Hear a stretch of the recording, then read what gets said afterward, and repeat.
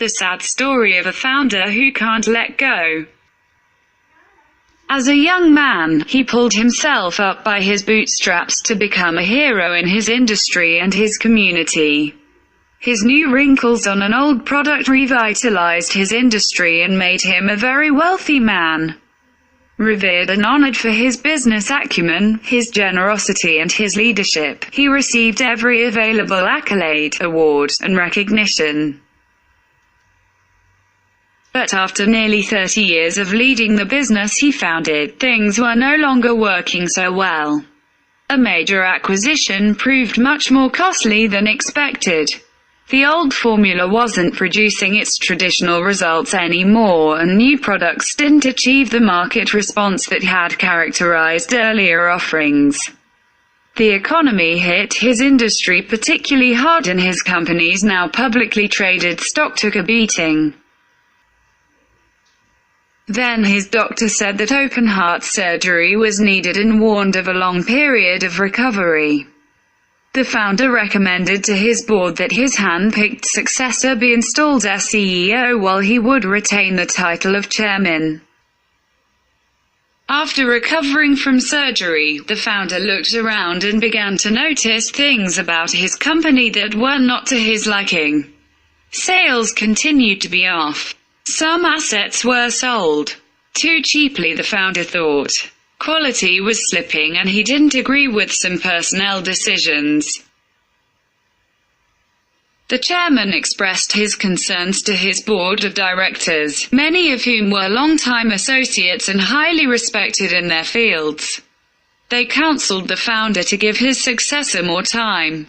Soon, however, the founder's patience wore thin. He didn't build his company and achieve his success by sitting around. He was a man of action. He clashed with the board. Feeling that the company could have only one leader, the board removed the founder as chairman, 10 years earlier than originally agreed. "Folks who I thought were my friends stabbed me in the back," he told the local newspaper. He was removed based solely on the conclusion that having the founder continue to run the company was no longer in the best interests of the shareholders. The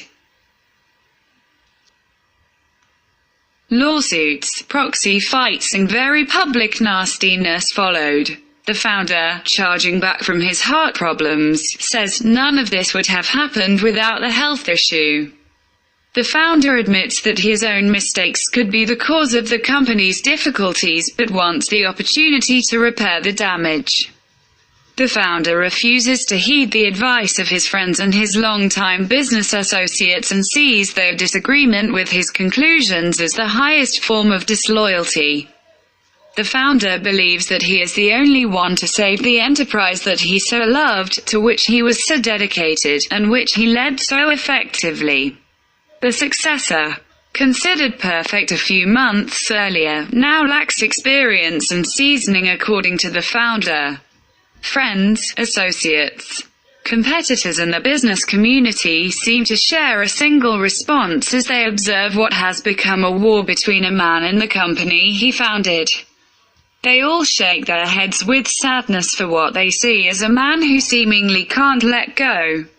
They deeply understand what Peter Drucker meant when he said, "The final test of greatness in a CEO is how well he chooses a successor and whether he can step aside and let his successor run the company."